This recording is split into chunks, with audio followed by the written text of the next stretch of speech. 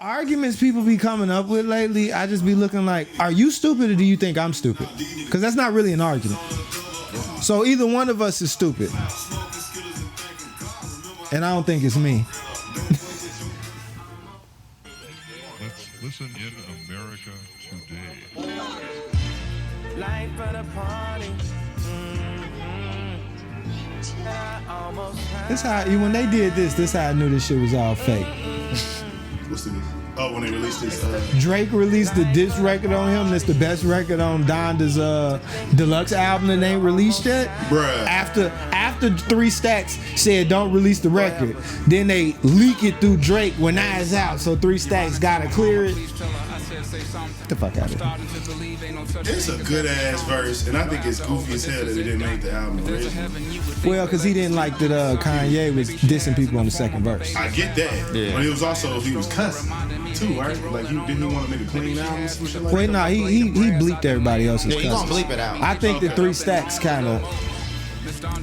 I think 3 Stacks put the kibosh. Welcome. Yeah, I was about to say they definitely gonna Welcome UMG to that one. welcome to another element.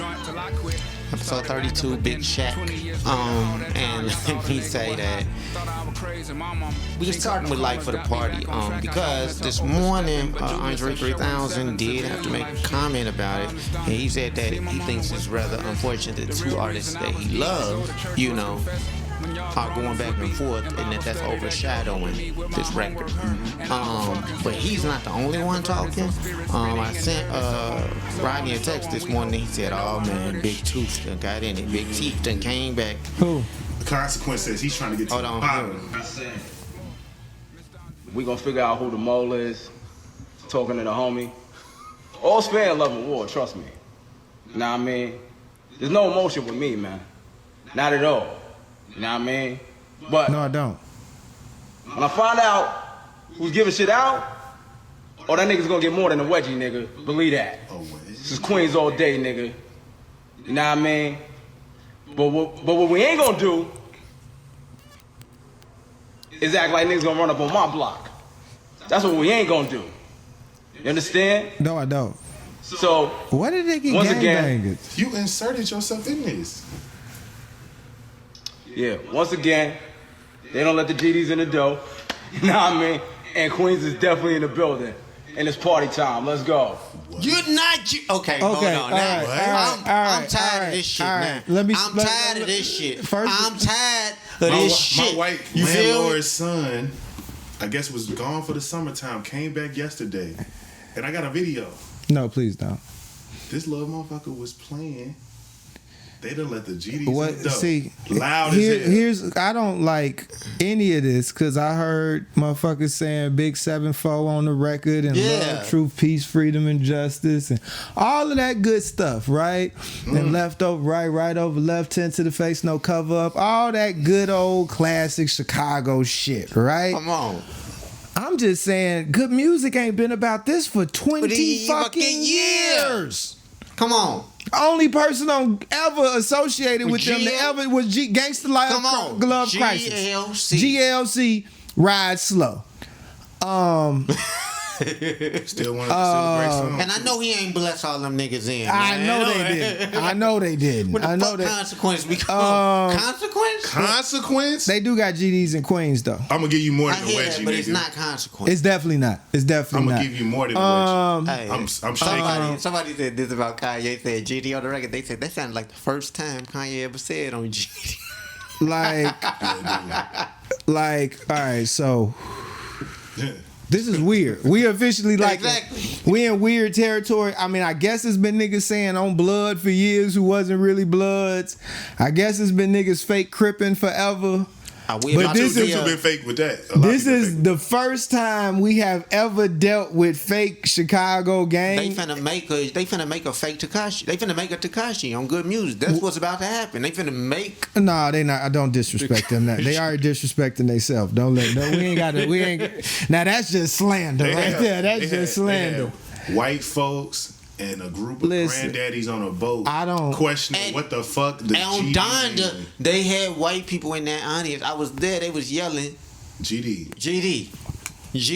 Let me explain something to you.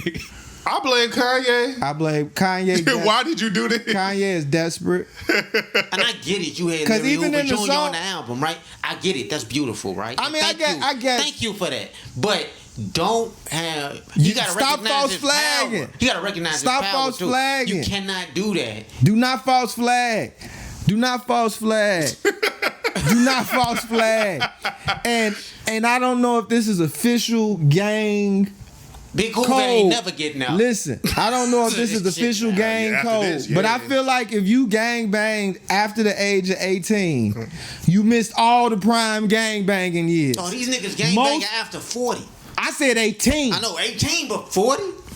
Gang banging initiation years is Smoking 11 through 15. Remember that? If you did not get signed up between the ages of 11 to 16 at the latest, you are not an official gang banger. You had to make it through 11 to 16, stay out of jail, stay out of box. You had to stay out of both the boxes. Yeah.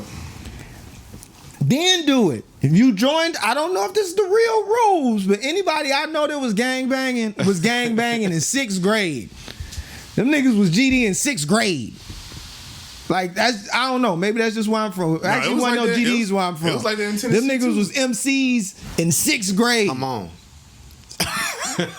Yo, I saw the funniest tweet this That shit morning. started Middle school and 6th I saw the grade. funniest tweet this morning. Somebody said, man, all these people saying they GD, but they don't have that same energy when the Latin Kings. Damn. Holy, hey man, Latin King asked you if you GD run. Like you GD on shit. No. Yeah, you Don't don't. nobody want to fuck Carla neither, nigga. Relax. You used to fuck my sister. Yeah, you want Carla? No, Carla want me. Yeah. She be on my side of the time. Right. Talking about she wanted something fried hard. Yeah, That's I the got you. hard. But I think it's weird as hell. Honestly, it's a lot of shit that Kanye did with this album that Wait. I don't think it's weird though. Let me say something. Okay, tell me. It's a slight. maybe I don't understand. It's a slight chess move involved. Okay, now what it is wasn't it? played properly, but there's a slight chess move involved. Let me know. Cause I don't know. I'm definitely in the Alright. ignorant pile. One name, Jay Prince. Yeah. Drake is backed up. Whatever Jay gangster, Prince. whatever everything they got that is ultimately is going to lead to Respect. this gentleman's right here. Yeah. Now, It's a big on a watch. Ghetto Boys album, Mob ties. long time ago, actually in this book, Jay Prince has a picture of him meeting with Larry Hoover in jail. Damn. And talks about him meeting Larry Hoover in jail Damn. and how Larry Hoover was actually fresher than him. That's Jay Prince's quote. And he took a picture in jail. In jail. This is them in Statesville and the nigga got a coochie on. Coochie on. Alright. In the 90s. So the chess move that was involved was, let's say that Drake was actually talking froggy and was actually gonna have to call Big Bro. Because that's what he did last time. Well, the thing is, the Prince respects Larry. And because the Prince respects Larry, that may have been the chess move involved. Just in case. But they playing it so. No, that's why it's sloppy. Oh. The move is sloppy. Cause he texts about I text him on folk on the Yeah, Andre on 3000 folk, song. yeah. Like, bruh, relax. You not 7'4", huh? Well, you ain't never been 7'4". You ain't never been 7'4". You don't know how to Do you build a. think? Come on, So the man. proper way he could have executed would have been for him to, I'm assuming, possibly maybe loop in GLC, loop in somebody else. Just how and then Larry have Hoover, them. just how Larry Hoover Jr. on Jesus Lord, That's it. saying that we the person that actually took this to the White House, which means that it's actually co-signed by Larry from the back. Yeah. Yeah. That's all you got to do. That's all you had to do. And then just let it speak for us. Let it speak for itself, Yeah. and let that be that. Yeah. And then, like you say, throw GLC on there. Just to give it a bar or two. Yeah. Just so everybody else who listening just take it as music and not this cryptic interlude. Yeah, and that's it. And I feel like- that would have been the chess move because Drake them doing all the. Drake had a lot of gun talking. A lot of this, certified a lover lot boy. of this, He said and- he had a Drake in the studio and he ain't talking about himself. Like, Keep in mind, that's it. Hey, hold on. Some of that 600 though, you know. 600 breezy down. yeah, they keep doing that. So I think, which is weird because the last thing I couldn't imagine.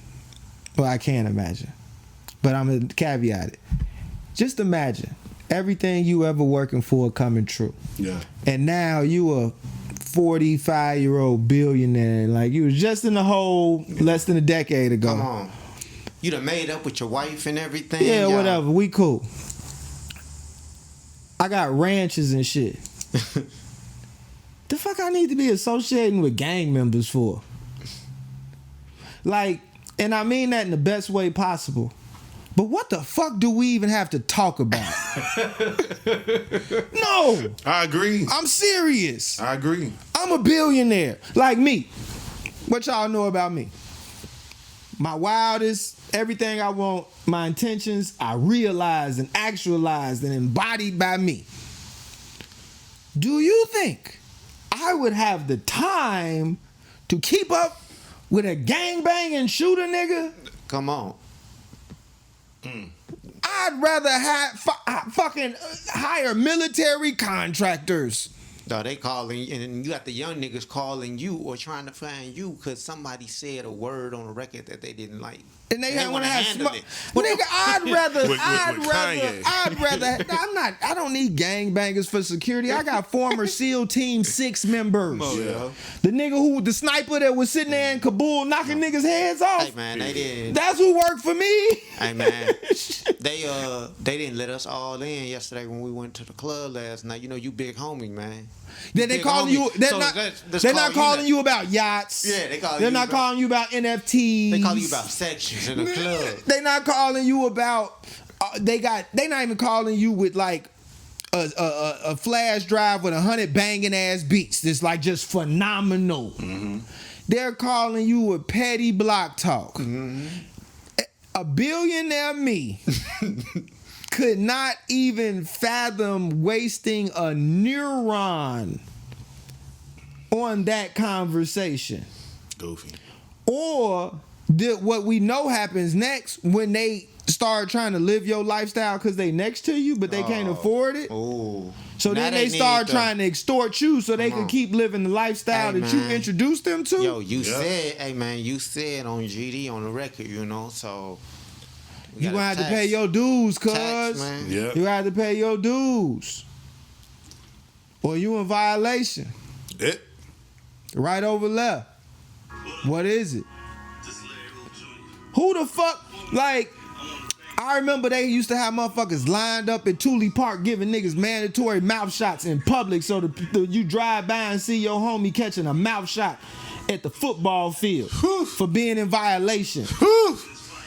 Like a public hanging. Yeah. Yeah, right there in front of No, everybody. that's like what they call it, flog. Yeah. Public flogging. A flagellation, self-flagellation. So Yeah, just- yeah. You know what they So do? if you wasn't like, so if a nigga tried to call you up and bring you up on charges and hold you in contempt and say you in violation, well, you gang now. So that means you are subject to all statutes, rules, regulations, and customs Of this organization. of this organization. Yeah, I think Who the about, fuck need that in I their think life? about this movie that Leon Rogers and Tony Scott made me watch in like 2012. It was this old movie, right? But it was literally, they hired actual gang members to be in the movie. Education and Study Carson. Okay. Nigga, they was out there beating niggas with barbed wire, with bats wrapped in barbed wire, Oh, because they want to get blessed to the game. Oh, that's some old school shit. Exactly. What I'm saying is, yo, it's a lot of niggas, like you said, who don't understand where this shit come from. They think this shit is just something to say. Yeah. One of the girls out here, right? Like and it's now I'm cute. talking about my world. So one of the girls out here, she do her thing, you feel me? She bad. A lot of niggas who own the shit, you know, girls like me, they like her, right? Yeah, one nigga who, he loved to talk about, how he from, certain blocks in here and shit, yada, yada, yada. Bitches on her Instagram now tagging the location, OTF. She not bright. And I had to tell her, I said, yo, you can't play like that. Like, that shit is real life for people, you feel me? Like, I hate so much that this whole 63rd shit started out here. And now it's evolved into, niggas saying GD and shit, because going back to that whole blood and Crip shit when niggas was fake doing it in Cali, it's like, hey, man, we not trying to have that shit here because there are real things that happen. It's consequences to that shit. Consequences, yo. It's serious consequences. Just because you playing, it's somebody out here that done got blood, sweat, and tears on being 7'4". Yeah. It's somebody else who got blood, sweat, and tears on what may have transpired between them and 7'4". Come on. So when you say that, somebody else might be walking down the street and the GDs just aired out his motherfucking house the other day. Come on. So now you represent every GD in the world. To him, You guilty by association. you represent every GD. It's just like you could be an American or something. You in Afghanistan, nigga, you might as well be Donald Trump. You represent all of the America. Taliban, they think we all come on. You represent American. everybody. Yeah. So if you ain't willing to wear that, Then don't play with it. because you got to walk with that Yeah. forever. Yeah. And then let's say you do something stupid like go to jail and the real GDs find out you a fake GD. Oh my God. Woo. So now, Where it's new rules, different whoa, rules. and actually no, jail is the same rules from the 80s. The streets follow some new rules. He's like, we can't be bringing this shit outside. No. What goes on the streets Yeah. and what goes on behind the wall ain't changed. Damn. It's niggas that's there from the 70s who been on that shit since the 70s. So you ain't changing Big Mo or Big Folk or Big Snake. That's that. So nigga, they find out, oh, you from what block? All right, well, who blessed you in? Spit your lip. Background check. What we gonna run a Carfax on you? Oops, it's a lemon. Now what you gonna do? You can't go hang out with the Stones now. Because you was on that. Proudly and loudly. Oof. So this shit was a joke to you. You just thought you was gonna say it and get a little clout. Hey man, that's why let's be clear. I'm Jimmy fucking Neutron, baby. I'm a civilian, okay? I'm an JD. actual civilian. Yeah. But I'm Jesus' disciple. the interesting part about it breeds to just my fascination with Chicago as a whole. Just because I just remember seeing so many people, not even just white folk, but black folks from different places who just didn't understand like what this is or what that means. They had to be educated on certain things, and I was just like, damn, that's interesting because I guess it is one of those. If you didn't grow up in a particular place in a particular space where this is the type of shit people was into, you wouldn't even have your experience. You would just think that all it is this, and all the other things. There's not no at least the domestic national level fucking significance Let me say on it. People don't be knowing. Let me say this. I think that it's okay to be Jimmy Neutron, right? Yeah. It's okay. Hold on. I think that it's actually fly when the niggas who are in that shit and they see you come around while they on that shit and they be like, hey, you don't need to be around here. Yeah, that's how I grew up. Well, wait, they told me that. I remember that. I had that multiple times. Niggas be like, you don't need This to be ain't even around you. here. This ain't you. This ain't that. This ain't look. The thing that they fucking up with, if you listen to even a lot of current LA gangs, the structure that they got in LA is the structure we had here in the 90s. A lot of the people that implemented the structure that they currently have in LA was inspired by the structure that they saw here in the 80s and 90s. And they've said this on record. Yeah. They've said this on record.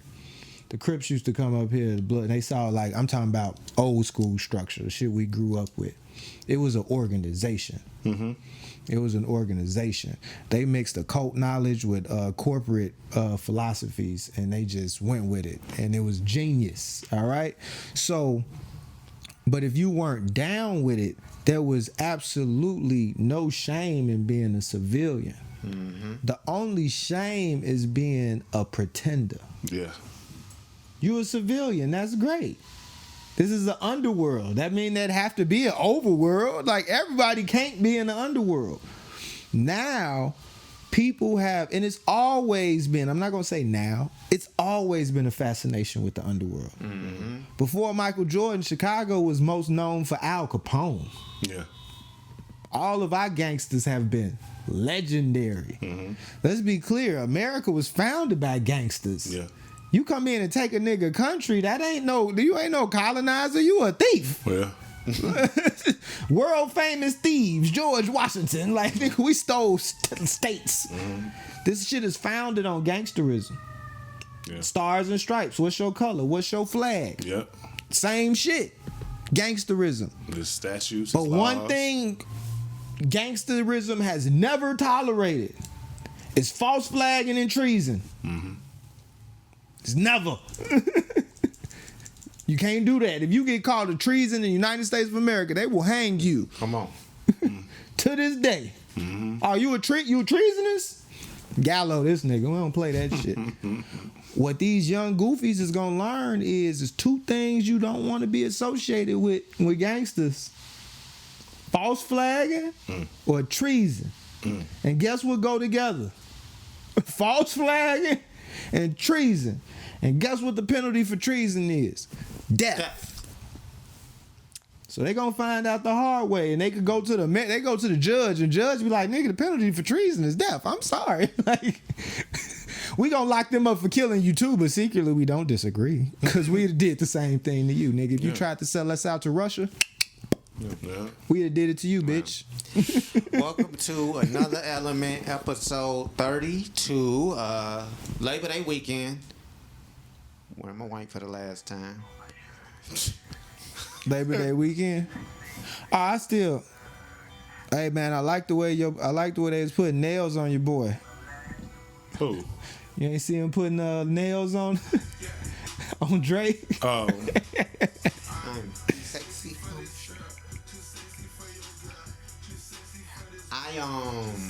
I was practicing my baby twerk to this record. Not baby twerk. No, it was. I mean, that's about all you could do. Yeah, to that's this all record. I can do right now. No, To this record. No, but I'll That's say the in general deep right now. No, I won't say it's all you can do because I did see some folks getting the action to this record. I bet they did. Yeah, I love the video for this record too. But This shit trash. Okay. It's very Drake.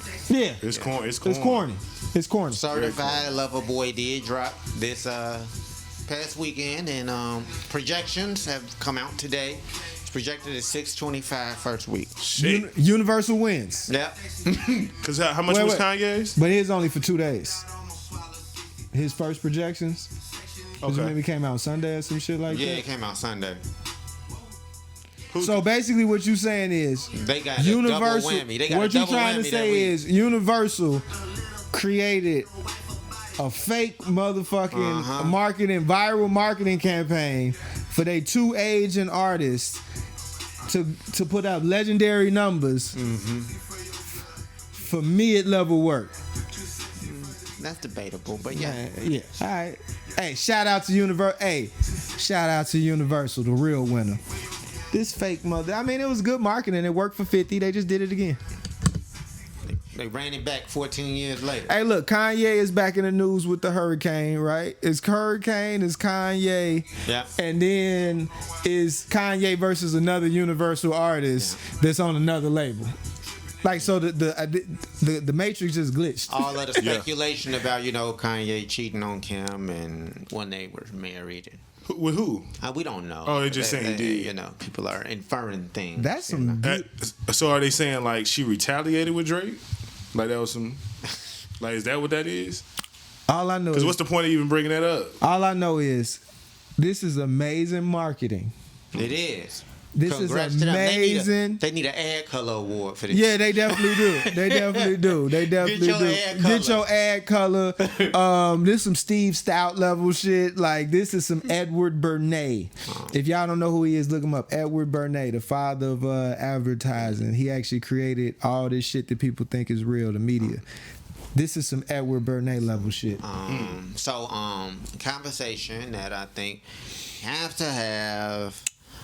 How do you feel about Certified Lover Boy? I'll start with you, Neo. I think both of them is the same. They kind of mid. Certified Lover Boy is decent, but it literally sounds like I've heard these songs before.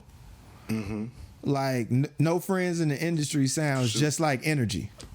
Like, they sound exactly alike. If you play No Friends in the Industry and Energy back to back, they're the same fucking song. He even uses the same vowels in the same place. It's like the same song. Damn. But with that being said, I like Knife Talk. You know what I'm saying? Me too. That's my favorite. Yeah, that's my favorite. I like a couple of them. It's the same thing I feel about Donda. Bloated. But I know why they bloated it. So that they get the stream numbers up. Mm-hmm. It's just it's an equation. And then you drop deluxe. Then you drop the deluxe and you cut the fat. Later. You cut the fat, add 2 more songs and call it a deluxe. And then that's the one everybody gonna find on Spotify up front 2 years from now. That's all you do. So I get it. They're gonna trim the fat, add 2 or 3 other ones that they've been holding back, and then they're gonna re-release it as the deluxe and then get another run of plays. Same thing I say about Donda. Probably the best work in 3 to 5 years. By him? Yeah. Yeah. No, I literally have the same hot take on both. Best work in 3 to 5 years. If it was a mic system, I still only give it 3.5 mics. I really hold final judgment for the deluxe version when it's trimmed down and the added songs is thrown on.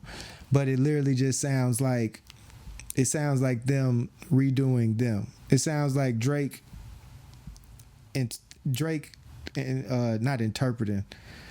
It sounds like Drake doing Drake. Like an impression of Drake? Yeah, it sounds like Drake doing an impression of Drake. I feel that. I think that's pretty smart. What do you think, Rodney? The album was I would say I felt pretty mid about it too. I didn't think that it was like I was anticipating and wanted it to be what I think the internet always talks about when it comes to Drake. Like, and this is a classic. Drake finally has a classic Drake album. I was like, because of that, I definitely fell for the marketing campaign. I love that shit. Oh, that shit was brilliant to me. And when they put, "Hey Memphis, Project Pat and Yebba gonna be on this bitch," and then Drake put his up in black with white lettering, and then Kanye had white with black lettering with Donda, and then they putting them back and forth against each other in Toronto. It's interesting. Whoever did that shit, it was smart. Let yourself be known. Raise your hand. You the real MVP. That was smart and it was simple. And I think it was. I thought it was smart and simple. But overall, I just felt it was bloated. But I feel like I was telling you earlier, Drake at this phase of his career is servicing more than just. He's not servicing the exact same listener and consumer. Nah. He's talking to literally so many subsets of so many different people. And so his albums come out, it's 21 songs on here? Yeah. I can imagine we could probably literally sit down and create boxes for each one. Like, all right, this is some Memphis or some Southern shit. All right, this is some like kind of international sound. All right, they got the analytics. They got all the analytics. So in my heart of hearts, if you fuck around and like 5 songs off this album, you got what you could. He got exactly what he expected. They're gonna have to do like the reggaeton-ish Afro beat for all the people that like him in the Caribbean and West Africa. Then they know Drake has a European fan base. Yep. They know that he got 15-year-old girls in Mexico listening to him. So when you look at that analytic tree that he hits to try to thread that as a needle in one sound, you'd either have to be a genius or just do what they did and just be like, I'm gonna make this song for them, this song for them, this song for them, this song for them. Yeah. And I do appreciate, him putting 21 Savage and Project Pat on the song together on Knife Talk. I thought that was really fucking cool. I would actually love to hear them on some shit again. Yeah. Just because I think both of their flows are very unique. And I think hearing them next to each other was like something I didn't even know I would like or need. And so I wouldn't mind hearing that again. Maybe not a whole project, no shit like that, but like definitely another song where they both just getting their shit beat, up. You know what I'm saying? And Metro beat. It's also on the Metro. I like what I will say. What I respect about Drake is he, even though he's from Toronto, either through family or situations, he has relationships in Houston and Memphis of all places. Yeah. And he waves those flags hard. He doesn't have to wave those flags, but he makes sure it has some Houston in it, and he makes sure it always has some Memphis in it. And I like that about him. I think I mentioned it before. A lot of people act like the South is Atlanta. Yes. And Drake is completely well aware that the South is not Atlanta. And very specific. Also, because this is a Chicago-centric podcast, shout out to Dirk making it hard for niggas out here. Yeah. Using a good, 40 seconds to a minute of his part to shout out his girl. India Royal Cosmetics, go and get that shit. I thought I was like, nigga, that's masterful. And he did a pop-up last night after his performance at Made in America with her. Check it out. He did a pop-up. Niggas say Balenciaga in a song 9,000 times. And that's why I fuck with it. Like, so if I could say Balenciaga, if I could say and Rose, not get a check from them, if I could say I'm giving them money. If I could say I got the Millie or the Patek, if niggas could say that, why can't they say India Royale? Like that doesn't make any sense. Yeah, I was always weird to me. My aspirational goal as a wealthy man is to run errands in designer, but show up to the red carpets and black owned shit. Like I want niggas to take pictures of me like, why the fuck is he wearing this shit? Like, this is some, like, do you know how much this is? You know how much we walking in mud in the McQueens and shit. I'm like, the answer is simple. What else was in my closet? I'm not wearing my good shit out. Oh wait, what else was there? Yeah, I'm not wearing my Keisha Dior's or whatever type of things. Wrap up thoughts about Certified Lover Boy and Donda in a way. I've been very neutral in my public discussions about it and in my responses, particularly because, I appreciate both artists. I don't think that I can say where I place this work in their, layers of work. But I will say this. I have noticed a lot of people who have this expectation of Drake to evolve, to grow, to do all of this stuff, right? I think music is something I take really personal. If you know me, you know that I spend a lot of time listening to gospel. Like, I meditate with music. And so it's a lot for me. With that said, I know that personally I've had so much change in the last few years that I do lean on Drake as a artist who doesn't force me to shift what I'm doing, where I can have that as a constant. In spite of all of this other change that I have. That's real. I can have that constant, So when you brought up energy, sounded like No Friends in the Industry. That's cool for me, because it's just an updated version where it's not like I have to shift anything. I don't want to redefine things when it comes to Drake or that type of stuff, right? I'm doing enough redefining in my life that personally, I don't want to do no redefining. I do think that, it's dope that people have all of these different perspectives and stuff, but also think that there are some people who might just not be in that place for it, where they don't want their artists to change and evolve and all this extra stuff. It's, to me, it's the inverse of what Jay-Z said on to the next one. Niggas want my old shit, buy my old album. These niggas said niggas want my old shit, buy my new album. Now, some people, like you said, might be fine for that. And for that demographic, they got what they wanted. I liked Energy the first time. I'm going to listen to that over No Friends in the Industry. It's decent. I think that, like I said, Universal did an amazing job of bringing out like two of the biggest artists, getting them to co-market each other. Pretty much. And push it, make a fake contest, And then they used Kim and all them and they social media aspect and buzz to make sure it went underground and above ground at the same time. And the fact of the matter is, if this is both of their swan songs, which it very well could be, I bet that I'll take those odds. If Kanye goes out and it was I had 9 songs in the top 10 when my shit dropped, if that's your swan song, that's a fucking swan song. Because how many people can say they had 9 songs in the top 10? That's crazy. And Drake is probably going to be... How many Drake got in the top 10 this week? Probably 9 too or some stupid shit. Drake is going to have at least 5 to... And then the week in the week that Kanye was 9, the only person that beat him was Kendrick. Which lets us know that Kendrick is probably going to do some stupid ass numbers like that. So...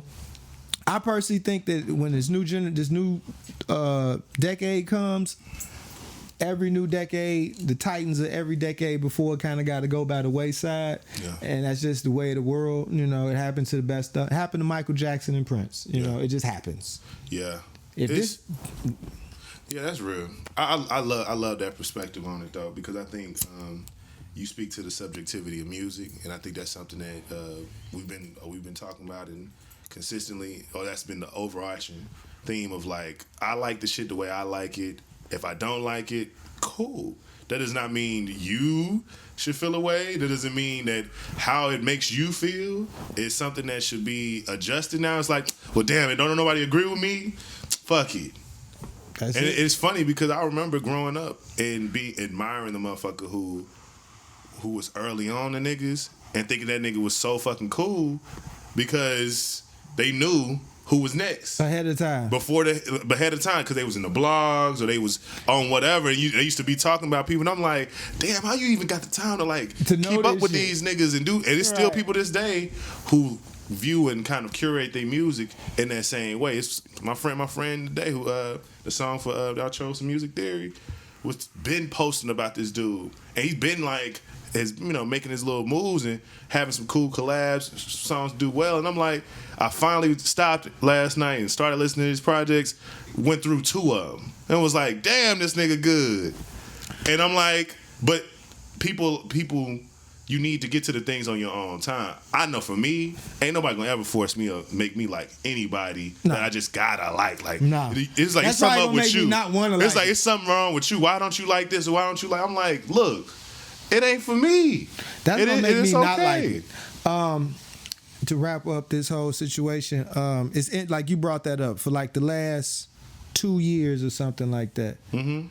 Like a lot of my buddies in the industry is actually not even in hip hop; they're in EDM.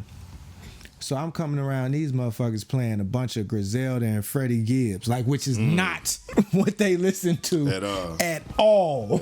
And I'm not even playing like the new. I'm playing old Freddie Gibbs. I'm playing the hard. You know what I'm saying? I'm playing like Griselda deep cuts and shit. Well, when Gibbs got nominated for the Grammy, and not Kanye bringing West Side Gun out on stage and all that shit, all of a sudden, they look like geniuses because they know these artists, they know the songs, and like you say, it's that one person in the room that's the early adopter. So it's great being that person. Now, to pivot away a little bit, because I want to leave this whole thing, it's like how you said you like Drake for staying the same. I feel like another thing that I think is interesting is that it's a group of people who keep saying, my generation, who aren't allowing these artists to evolve and grow and change. And they are so stuck on, they want Nas to sound like Nasty Nas. He wrote that when he was 17, living in the fucking projects. He's a 40, 50-year-old about to be a billionaire in 5, 10 years. Like Crooked Tooth in a motherfucking some Timbs in a camouflage jacket. Like, that's not him. They want Kanye to be college dropout, still hoping Jay is gonna like his beats. Like, they stuck in this place where they won't allow the artists to grow because they haven't grown, because they stuck on some, this was the best moment of my life, this was back in the day, this is what I need to be it. But they don't realize that 20 years ago wasn't the best moment in Kanye's life. 20 years ago wasn't the best moment in Nas' life. That shit might have been a year ago. These, like, you haven't lived in the last 20 years. These niggas have been living. You stuck in this song, and that's great. That's great. Like, I think before we start recording, if you want to play Dusty's, that's fine. Herb Kent is a legend. God bless the dead. For playing Dusty's, being a cool gent. Niggas was sagging their pants. Herb Kent still had on a suit. He didn't change his style for nobody. That's fine. But, like, you gotta allow either the artist to grow or realize that you yourself haven't grown, or what you said, which is something I never heard before. I got enough going on around me that I need something stable. Yeah. I ain't never heard that perspective before. That was, by the way, I never heard it. That's why I didn't even comment. I was like, what? I don't know what the fuck to say to that. That's unique because it's like, I get that though. But I can see it. I get it. I get it from it. a standpoint of just everything else is so fucking different. But I don't know, that old shit. I think I realized in the last election how ageist I am. So I always get bent out of shape. He said I'm an ageist for sure. I don't want old politicians. I used to be an ageist. Yeah. I don't want old now politicians. But when it comes to, I don't like the idea of how music cannot progress due to old standards. Yeah. And old, kind of like old viewing standards and old, just like so many things have changed. So many things are different. I think it was when the Black Messiah album came out and folks was like praising D'Angelo on some like, real music is back, the real musicians, and this, that, and the third. And I remember him like responding, which you don't really talk back to niggas. Right. It just being like, real music ain't never left. Y'all the one looking for it. Y'all just don't. So it's like you can always get what you want. There is a group, a new group right now that still sounds like Crush Groove. Listen. If you want that, it's somebody out there. Somebody is out there. It's so funny. So it used to be a spot called Dr. Wax in Hyde Park. I used to freestyle outside Dr. Wax. What's that? What's the record store? Terribly. I was nice. That's I a record battled store? Lupe. Yeah. I That battled sound cool. Lupe. And he You won. battled Lupe? I battled Did he Lupe. win? I bet he kicked and pushed I your was ass off 15. Right, that did he street. kick and push you? Yeah. All right, I so was 15. anyway, Barred him up. I used to go to Dr. Wax. Ooh, I would love to I used to send go that. to Dr. Wax, like not every Tuesday, but at least every other Tuesday. And they was one. Release used to be on Tuesday for the people who didn't know that. And they was one of the few places on the South Side where you could actually listen to the albums. Oh, before you buy it? Yeah, it wasn't like going to Best Buy or nothing where that shit It wasn't was like in going to plastic. Coconuts. Yeah, no, like Dr. Wax, and then they had Wax too, and you could take the records out and listen to them in the store. So I would spend That's so cool. about an hour or 3 in Dr. Wax, just going through, and this is the golden age of hip hop. Yeah. The shit that everybody like puts on this pedestal. It would take me 2 fucking hours to find a CD to buy. You know why? And you was the youth. Cause that shit was trash. But when you finally found the one, Come on. It was the one for you. oh my God, like I remember, like Nori said some shit, and I know he ain't mean it that way, but I remember when I found the Killer Army album. Like RZA's little brother had a group called Killer Army. Yeah.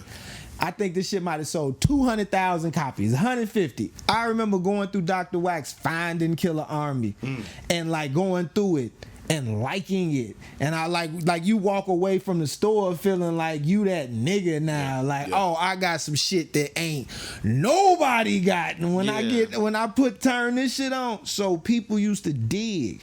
And then you would tell your friends that this is a good album, and you either burn it for them and they'll go buy their own. But even during the golden age of hip hop, you go to Dr. Wax on a Tuesday, it would take you 2 hours to find some shit because the majority of it was trash. So now people who be like, that's like, I know all types of good music. I could play you a SoundCloud playlist. Actually, that's what I'm gonna do. I'm gonna play a song off my SoundCloud that got like 50 fucking plays. That's amazing. Like, I know shit. But you know why? I dig. Yeah. The same little kid that was sitting Dr. Wax for 2-3 hours and dig, that's me. I will sit and dig on. I know how to use the internet different than everybody else, and I would find, like, I found some nigga in Alabama. Yeah. I would find some shit. Yeah.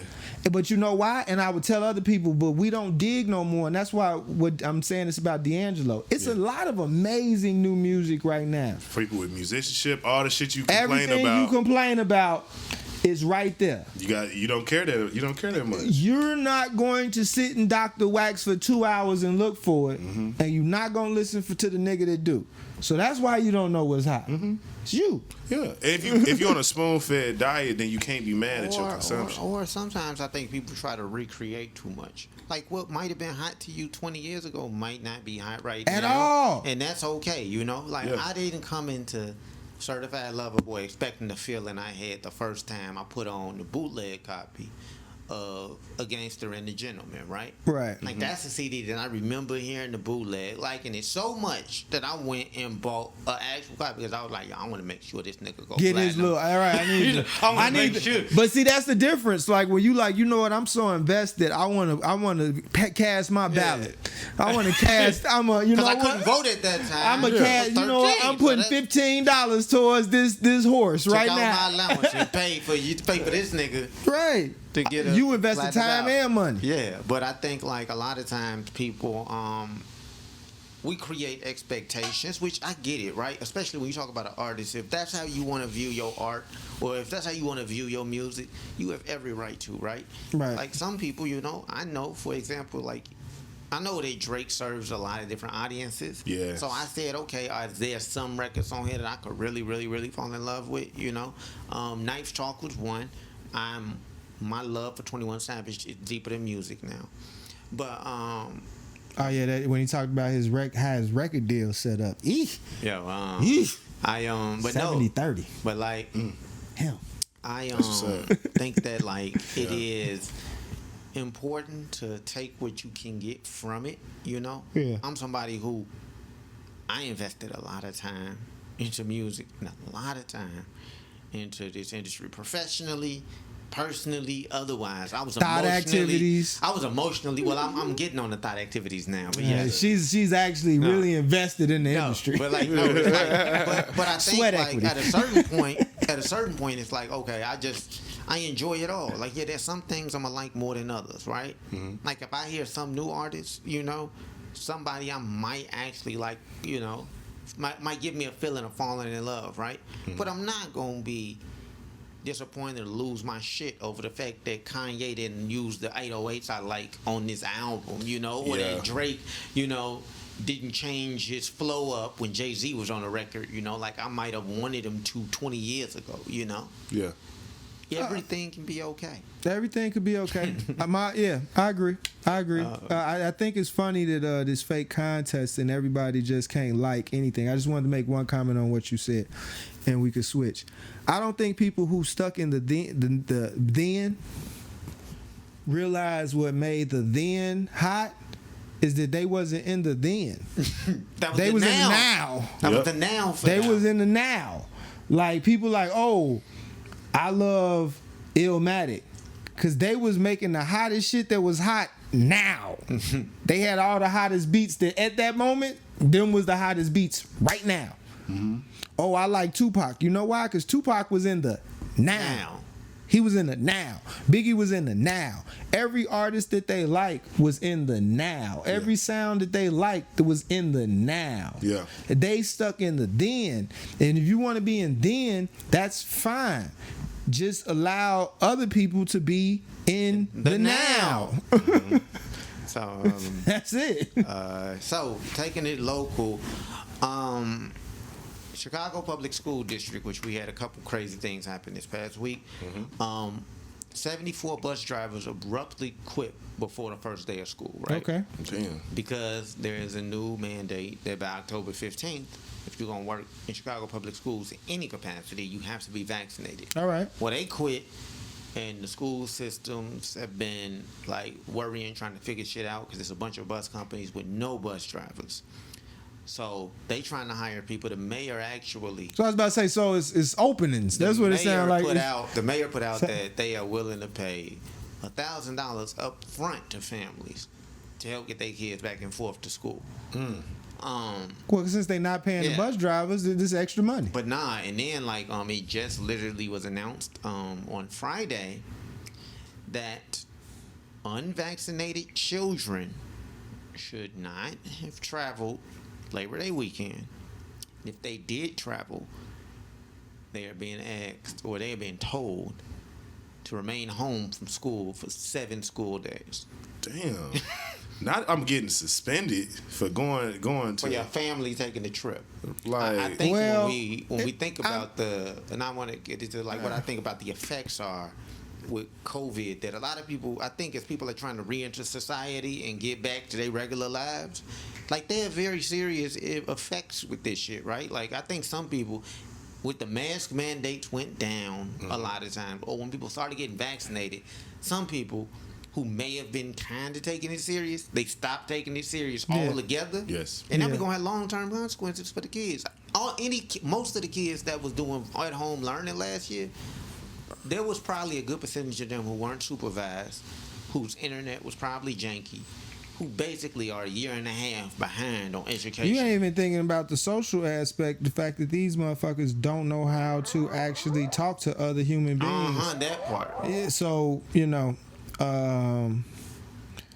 going. But yeah, keep that in mind, that they've lost an entire year of socialization during their formative years. Like, they do not know how to form physical bonds. They used to digital relationships. These motherfuckers so retarded, they don't even like talking on the phone. They just like texting, and they don't even like using words. They use emojis. I think that communication on an all-time low. We can't have shutdowns going forward. We cannot have school shutdowns. Like they need to do in-person learning. I get that, but you also can't tell a kid that they got to be gone for 7 school days. For something that's out of their control. Well, it is in their control. Is the child control? It's in their parents' control. It's not in the, like you're punishing the child for their parents' choice. Here's the thing, though. Here's the thing with all that. It's a nuanced conversation that no one's having because they don't want to recognize the nuances. It's like, you can say my body, my choice. That's fine. That's true. 100% true. And at the same time, it's everybody else's body and everybody else's choice. And you don't have the right to take away everyone else's choice in their body because of the choice that you made about your body. Yeah. You don't. So both can be true.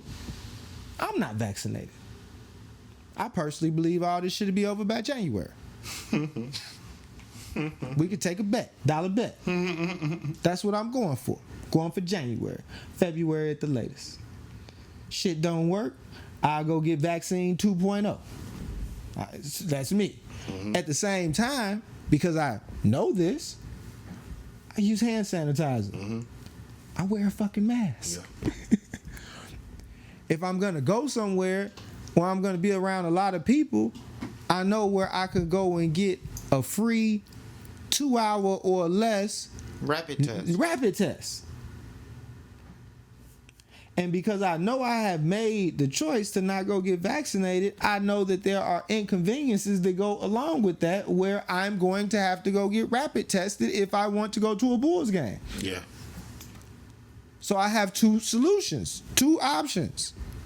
I could inconvenience myself because of the choice that I made, or I could make another choice. Yeah, that's it. I'm choosing to inconvenience myself because of the choice that I made. And if I do go get a rapid test and it says not to go to the Bulls game, then you're not gonna go. Then I'm not gonna go to the Bulls game. Like, I don't understand how people is making this more complicated than it is. Like they freedom being infringed on. No, I made a choice.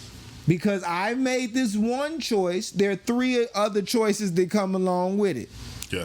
I chose not to get vaccinated. All right. So that means when I'm in a room full of vaccinated people, they're actually more likely to be harmful to me than them. That's the facts. If I'm unvaccinated, I'm in a room with 20,000 vaccinated people, I'm more at risk than them. They got a Delta, the Gamma variant. Yeah. They should be straight. They could get. I'm the one at risk. Omega Sapphire variant. Right. The Phi Nu Pi variant. You know. Iota so they should be good. So because I know I made a choice, that means that I'm around them. I should probably wear a mask. Period. And because I know I'm going around them, and they're the ones that's passing a variant, I'm more at risk at the United Center than they are. So I should wear a mask for my safety, so I could continue to make the choice that I made. I don't understand the conflict. Like, you could do both. So, like, did you see the dude, the asshole in Arizona? A kid came in contact COVID, some shit, and they, you know how they got to throw the restrictions up. Yeah. So the motherfucker said, damn, one of these kids in the class had COVID. You got to come pick your kid up from school. The parents said, no, we're leaving our kids in school. Said, well, motherfucker, we got contact tracing. We saw him kiss little Billy. Little Billy got COVID. Come pick this little nigga up. The parents said, no, not only are we not going to pick him up, they came up and tried to make a citizen's arrest of the principal. What? Showed up with zip ties. What? They showed up with zip ties? So, yeah, this really happened in Arizona. Really happened. It's goofy. So I'm saying that to say, wow, it's people on both extremes that are equally retarded. They just said it's a chance your kid got COVID. Why do you want them to be in school with the other kids? Come pick little Billy up. Little Billy, all right, in 72 hours, bring this little motherfucker back. Or go get them vaccinated, and we don't have to have this conversation at all. But if you want to make the choice not to be vaccinated, accept everything else that comes along with that. Period. And as a person who's made that choice, guess what? I accept everything that comes along with it. Yeah. But I think that you're one of the few. Like, there's so many out here who are mad that you're like, we saw the nurses leave the hospitals in Texas because they made the requirement, and they said, I don't want to get vaccinated. And it's like, okay, then you don't work here. But you around a bunch of you around sick people. Yeah, you around. You know what? It's like certain shit. Like, it's certain shit where I get it, and because of the way my life is set up, it's okay and easy for me to make that decision. Yeah. If I'm an NFL quarterback, I'm getting vaccinated. It's the simplest thing ever. Cam Newton. If I'm an NFL quarterback, I got to go through 32. I got to go play 17 games in 9 other places. They all got different rules. They all got different regulations. I'm about to be around hundreds of thousands of people, and I have millions of dollars on the line. This is a very simple, emotion out the window, logical A+B. Yeah. It's real simple. If I am a first line responder and my job is to handle the public at law, just the random people. Yep. And you hear people say stupid shit like, oh, it's a vaccine passport. Nigga, I had to get shots every 3 years to go to CPS. Then you had to get shots? We had to get shots all the time. Growing up, you had to get shots every 2 to 3 years to go to CPS. And you couldn't go into school. You could not come to school. They'd be like, hey. This is not a new rule. Exactly. This is not no new rule.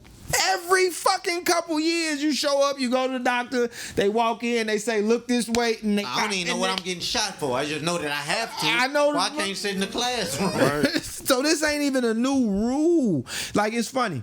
Like, remember last year, the right was making fun of remember motherfuckers was making fun of the brother, I can't breathe. Yeah. They was making fun of George Floyd, right? George Floyd said, I can't breathe. They said, comply or die. This year, the right is like, I can't breathe. With the mask. It's about my freedoms. Nigga, you know how stupid you sound? 12 months ago, you was making fun of a nigga. The cops had on shirts that said, I can't breathe, making fun of this nigga. And said he died because he did not comply and follow orders. Period. You follow the orders, you follow the rules, or you die. die. That's what they said last year, right? This year, these same motherfuckers, this much fabric on their face. I can't breathe. You're breaking my freedoms. Yep. I'm in a You know why I can't have conversations with people about it? Because you sound like a fucking idiot, Joe. Come on, yo. And now you done put me in a weird position to tell you look and sound stupid. Like, I know somebody who a nurse who said they not gonna take no nursing jobs right now because they not vaccinated. But they looking for work and they having issues finding work. Wait. So, no, let me get this right. So who makes this shit Moderna like Pfizer? Pfizer. Yeah. So you don't want to take Pfizer products, but you want to administer Pfizer products. Wait. Let's get this straight. You work in medicine and you want to, for a living, trust the science of these companies and follow their rules and administer these rules for other people, but you yourself are not willing to take the same products or the same advice from the same people that you are currently seeking employment from. Period. You sound like a fucking idiot to me, and you put me in a weird position where I have to call you dumb. Yeah. Like, why you do this to me? I'm supposed to like not say you sound stupid? Because you sound fucking stupid. Period. It's weird.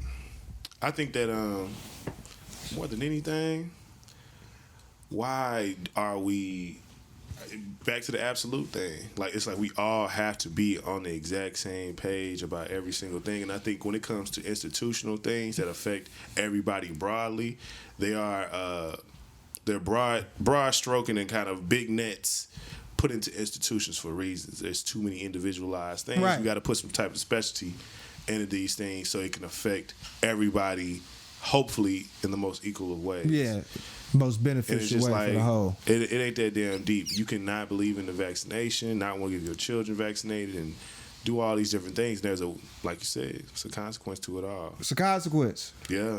And be accountable to others. Like, you don't know everybody else's circumstances. And the reality is, you can end up inadvertently affecting somebody else that you don't know. They had a professor in Georgia who retired on the second day of class because one of them whiny ass bitch ass people was in class. A 20-year-old was saying, "I can't breathe with the mask on," so she took the mask off. He was like, "Listen, I'm 80 years old. I just had a couple people I know die from this shit. So this ain't the cross that I'm about to motherfucking die on. This ain't the hill of the cross. So check this out. You leave your mask off, and how about this? I retire with tenure, and I'm just gonna take my motherfucking check and get the fuck on up out of here." We talk about the NFL. Ron Rivera, like, I saw somebody because Cam Newton was released, right? Now, we do know that Cam Newton is unvaccinated. Him being unvaccinated is why when they had him doing the, they had him separated from the team for a little while. Mac Jones was able to play for 5 days with no Cam Newton there. You know? Got all the first team reps. Now, the thing is, with Washington football team, somebody mentioned that as an option for Cam Newton, and I said, their coach literally is going through cancer treatments. The head coach is still dealing with cancer treatments, which means that he's immunocompromised. He's already expressed his frustration in that he has people in the locker room who are making the decision that they don't want to get vaccinated, despite the fact that they know that their head coach is immunocompromised. Like I said, it's certain things, everybody has their situation. I just don't see how, like, the frontliners, like the people, the nurses and shit, that doesn't make any sense to me. That doesn't make any sense. You work for Big Pharma. You work at Big Pharma. The reason why you got the job is because you read these same textbooks and passed the test and took swore a fucking oath. Now, you literally do not want to take the same product from the same company. That does not make any sense. You are a cop. You sitting there talking about how dangerous, you think it's so dangerous in the streets that you need a bulletproof vest and a gun. You don't think you might need a motherfucking vaccine? That doesn't, like, the leap that people, like, I don't get how your mind. It's weird. It's affecting public safety now. Morehouse just canceled their homecoming. Yeah, and I think mine might be on the way. I think HBCUs. I think it's Atlanta is Georgia, and they tried to take the Florida Texas approach and act like wasn't nothing going on. Yeah. But they got their own shit happening, and I can imagine that Delta variant is whooping the fuck out of Peachtree right now. I bet. you know, that's why I didn't go to Atlanta this weekend. Delta shit crazy. It's Black Pride in Atlanta when you said Peachtree, I saw it. I saw every Peachtree. I saw Peachtree Street, Peachtree Road, Peachtree I think it's Lane. It's like 90. I think it's like 90 streets in Atlanta with Peachtree in the name. Yeah. But I think my school gonna be next for sure. And I think Howard. I'm looking at Howard. I think that Tennessee State is probably gonna be one of the schools that does it. Yeah. Like. These dominoes are gonna keep falling like a motherfucker. They're gonna keep taking away the fun shit. And I think people gotta understand that the exceptions, like Lala, like these festivals that's happening right now, Made in America, all these different things. It wasn't no Coachella this year.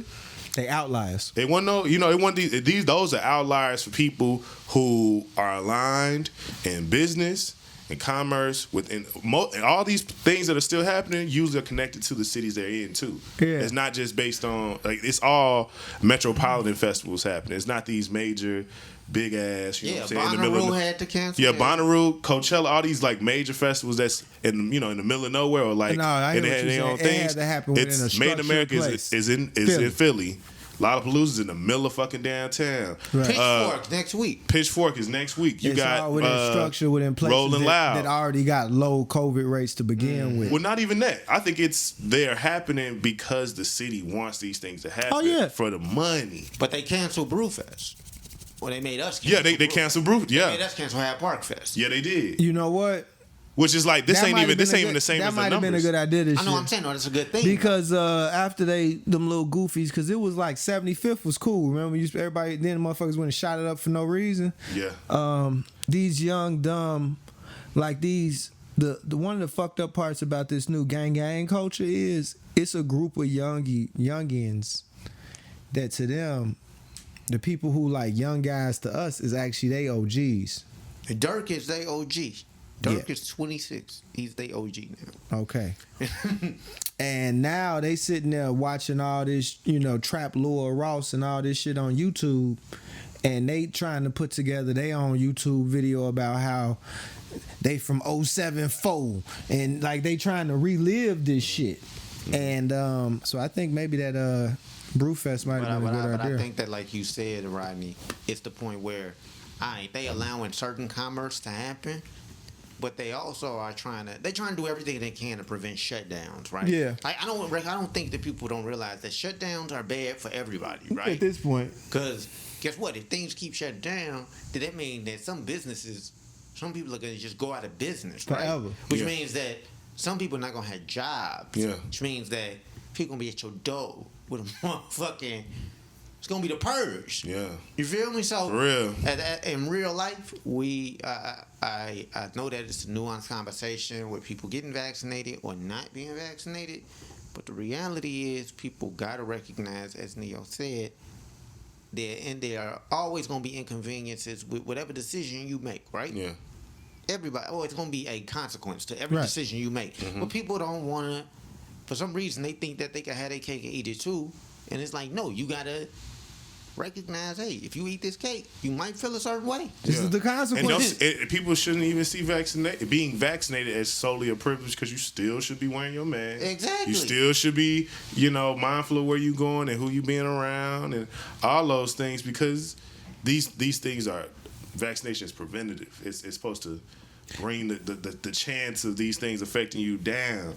It's not a cure to the shit. It's not a repellent of sorts. Nah, you still can carry it. You still can give it to somebody else. It's just like having a screen on your window. Yeah, a fly might still get in. Yeah, I don't know how, but screen on your window though. Yeah, that's it. It's simple. So that was a conversation that I did think was important. We're gonna get into music theory. My first record today. Jesus. It's not that. Lord. It's shout out to J-Elect Tom. This is Point and Kill. It's from lovely young lady named Little Simz. Shit. No, it's not about that. It's actually a good record. I was about to say, damn, It's a listen. positive record. You can find her. Little Simz. It's called Point and Kill. It's featuring Obongjayar. It's featuring Obama.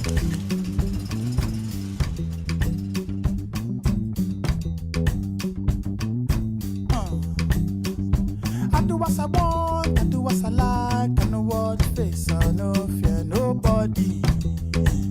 Nobody.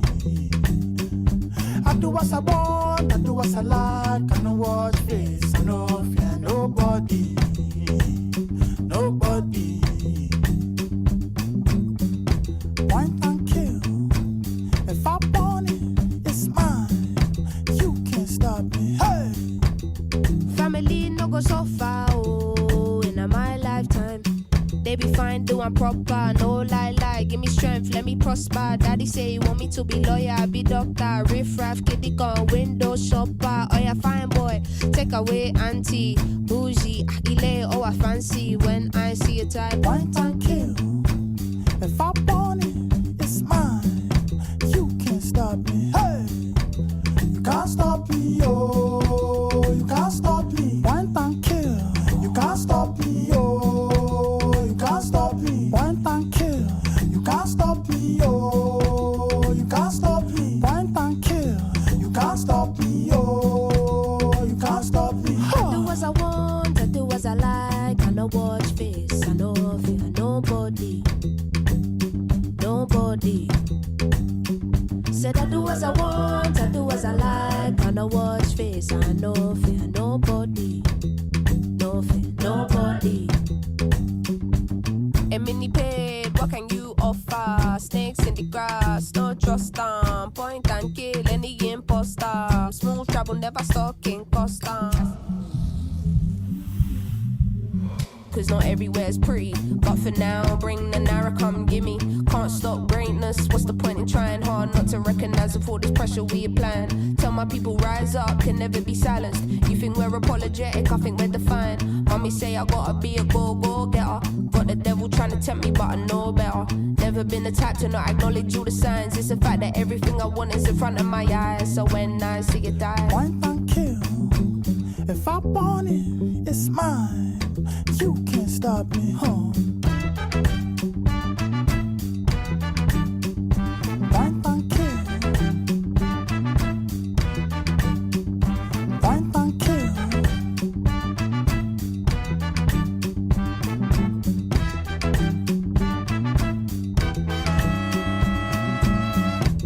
You can't stop me, oh. You can't stop me. Point and kill. You can't stop me, oh. You can't stop me. Point and kill.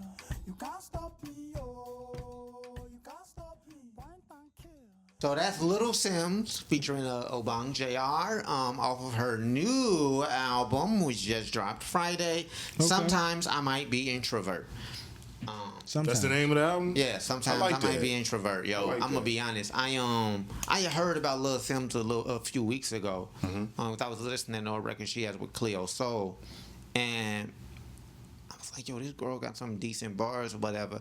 I will say I found myself listening a lot more to African music lately. That's just the season I've been in. But I was going through music this morning, and when I looked at her album, that was a song that really stuck out to me. Point and Kill. I like the message in the record. Pointing and killing. Alright. Bang bang. No, Bang bang. Go ahead. not about that. It's Go not- crazy. The fuck, man. Big Mo. It's not about that, right? Yo, look now. It does Shout out talk to them about- shorties in Ghana that's listening to that drill. Stop Yo, it. it talking about. Hold on. It's you know, I guess if you're. There's a deeper meaning to the message, to the record. I probably need to go do some more interrogation and I investigation. mean, listen, oh, look, we giving hot takes on the first listen. I didn't necessarily catch all of the nuanced metaphors and things of that nature. And maybe it's something in these visuals too. So Yeah, so to make I'm completely open. I'm just saying you from Inglewood saying point and kill. That's all I'm saying. I didn't think about it until I said it. The brand. When I said the name of the song like out loud, like I brand. said it to myself. I'm just I saying. said out the name. I said, oh wow. Anytime a nigga from Inglewood say point and kill, my alarm is triggered. You know, Yeah. I'm triggered. Well, maybe they could I don't know. Look, I've been revisiting Black Earth Rising lately, so I'm really like tapped into my African culture. That's a series on Netflix, by the way. Yeah, you need to watch saw. it. No, Michaela Coel is in it. It's an amazing show. John Goodman was in it. Yeah, that was the one where they was like fighting for diamonds or resources or something. No. They were looking. They were actually dealing with the aftermath of the things that happened to the Tutsis. That's cool. So yeah, because they were like bringing charges on some people. Oh, that's cool. That who were one, is that the genocide? Yeah, who were part of the genocide? Who in Rwanda? That's that Hotel They Rwanda? weren't no, not Hotel Rwanda. No, I know, but that. That's that period of time. That's not a movie. Anyway, that going actually back really to happened. going back to Lil Simz, she can rap. She can rap. That's one of her more songy songs. Oh, I don't like this one. I So really yeah, this is better than. Oh, so okay, I've seen this one right here. This video, I've seen this on. Yeah, Woman with Cleo Soul. Yeah, I like Point and Kill better. Yeah, I like Point and Kill a lot. Yeah, Cleo Soul cool I'm too. gonna pivot to y'all. Let y'all talk about y'all had take there. I always liked Lil Simz' flow. I actually funny that you went past the Colors video. That was when I first discovered who she was. That one right there, that Venom. She did a Tiny Desk a few days ago, by the way. Oh, for real? That's what's up. That's that came up. That's a good one. That's a good one. That's a good look. That's a real good look. But she has a really really cool flow.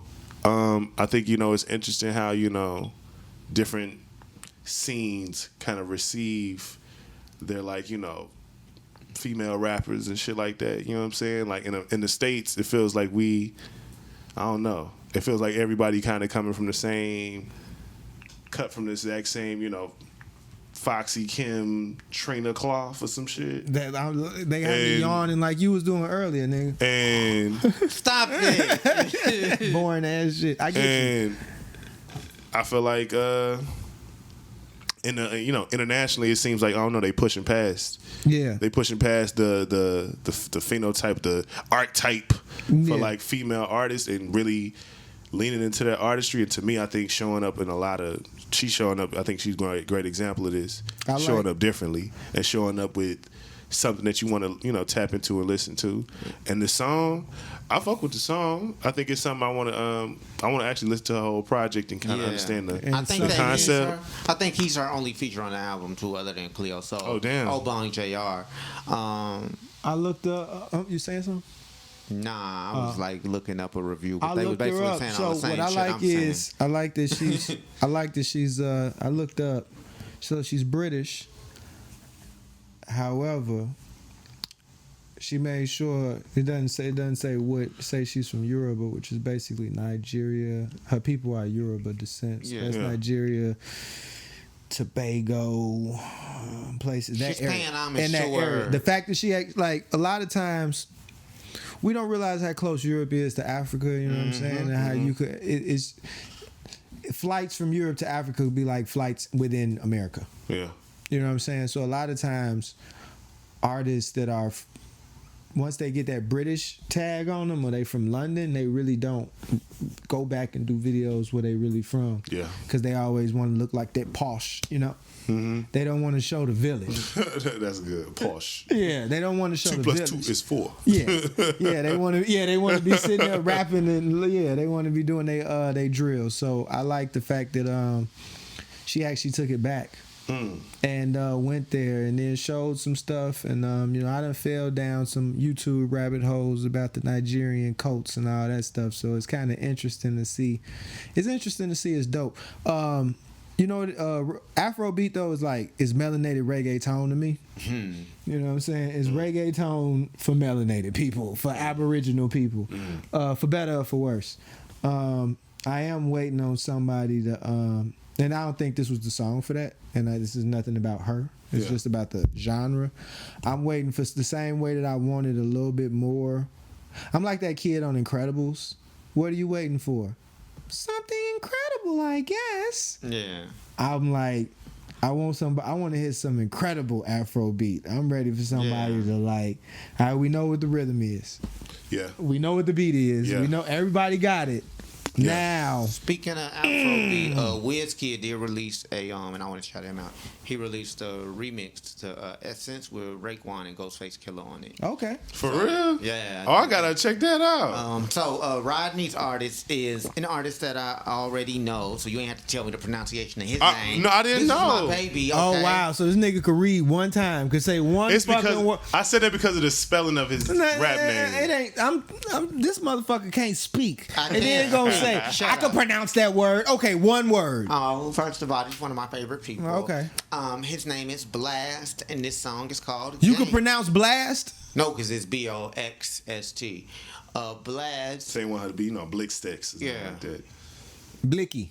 That's how I would have said it. Well, we got a new one from Slide is Blicky. the song, and you're listening to another element.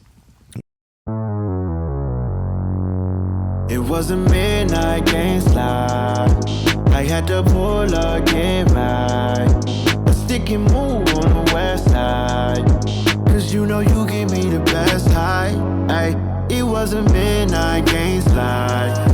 I had to pull up, get right. A stick and move on the west side. Cause you know you give me the best high. Ay, ay, and I quote, don't act like I won't. Pull up on you quickly for that quickie, I won't smoke. Once I touch down in your city, you know it be all she wrote. I might hit my Ricky in that cookie on the goat. Yeah, the freak come out at night. Don't think we don't bite. Once I throw you off your balance, they go savage, I just might. Ay, hold on for your life, need my issue right on sight. Pistol pack and put in work to get my stripes, fuck the hype. It was a midnight game slide. I had to pull up, get right. A stick and move on the west side. Cause you know you give me the best high. Ay, it was a midnight game slide. I had to pull up, get right. A stick and move on the west side. Cause you know you give me the best high. Ay. And I quote, don't act like I won't. Pull up on you quickly for that quickie, I won't smoke. Once I touch down in your city, you know it be all she wrote. So that is Game Slide by Blxst. Shout out to Blicky. Yeah, this song actually, I think it came out on his project. This is on his deluxe. The deluxe. No Love Lost, right? No Love Lost, and he definitely. I feel like I always kept seeing him, but just never made the time because his like album cover. I feel like kept popping up. And I think a lot of folks were just reposting his shit and talking about him, but I think I just never took the time to really hear it. And then that damn show produced by Issa Rae. She did an unscripted show called Sweet Life Los Angeles. And it forced it down your throat. That's the theme song to the show. Oh. So I watched all them episodes and shit, and I'm just You like, got- who the fuck is this? Like, I was googling it, trying to figure it out, And then- I finally dug enough to finally figure out, like, oh, that's who it is. He was actually on the show and everything. Funny enough, but I just thought it was a vibe. Listen to all of his like his last two projects. The one No Love Lost and what is it 6'2" or 6'2" or something like that. That came out early this year. With Bino Rito, I think is his name. Bino Rito. I think his name is Bino Rito. Yeah, I know which song you're talking about. Little, yeah. I think he like producer / rapper a little bit, but yeah, I think he's cold as hell.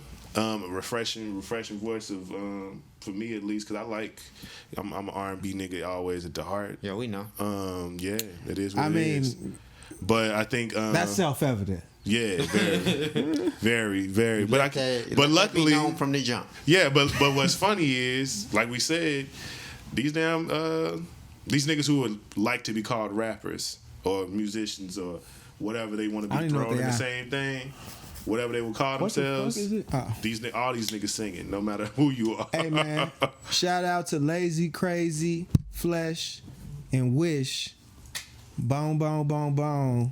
Shout out to Mo Thugs. Cleveland's finest. Come on, I was on Mo Thugs. Cleveland's heavy back in that day. finest. Niggas who got songs with Biggie and Tupac. Come on. And Eazy-E. Come on. And are the prototype for all this shit. And they didn't mumble. Mm-hmm. They actually had bars. You just couldn't hear it, but they wasn't mumbling it. I just didn't understand what the fuck they was saying. So shout out to Bone for all they babies. Apparently Bone went on tour 20 years ago and fucked a bunch of bitches and just gave birth to some singing ass thug ass niggas. Cause I've never seen more niggas sing about shooting other people since Cleveland's finest. So shout out to Boom Boom Boom Boom. The song was decent. What I like most about the story though, about what you said, is how you heard about it on a Issa Rae track, or Issa Rae's project, and after you went back and heard it, you went back and Googled it and looked for it, and then you found the catalog, and then it confirmed what other people had already been trying to tell you the whole time. And that right there is when any marketing person pitches their marketing strategy, that's what they say they're gonna do.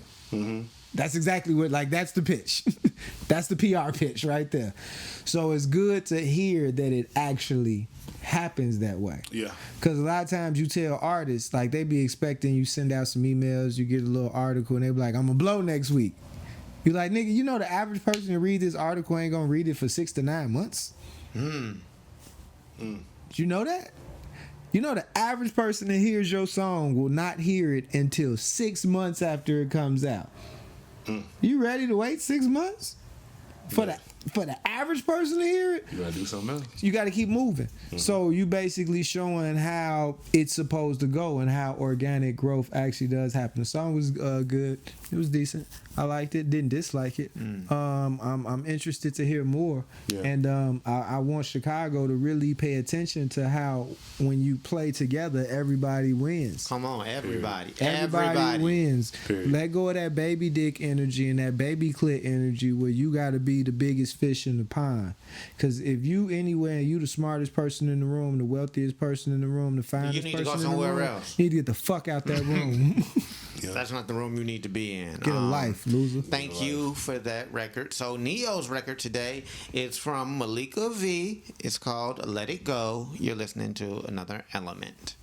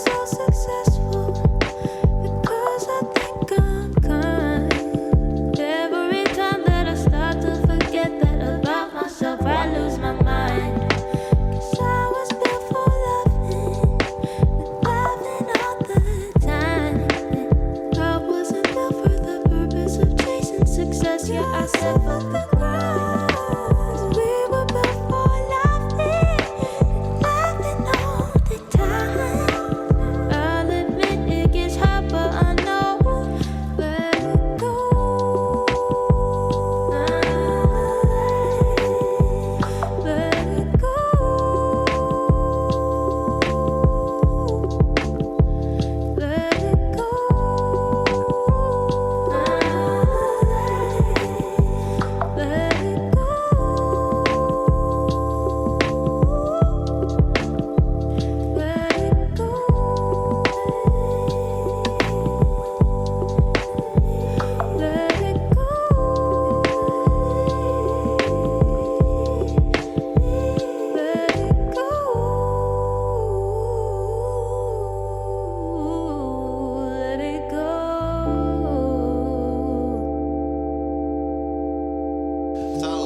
was Let It Go from Mallika Vie. Neo, tell us about the origins of you popping up on that record and more. What I was SoundCloud, internet, like same thing I was saying about Dr. Wax. I still do that now.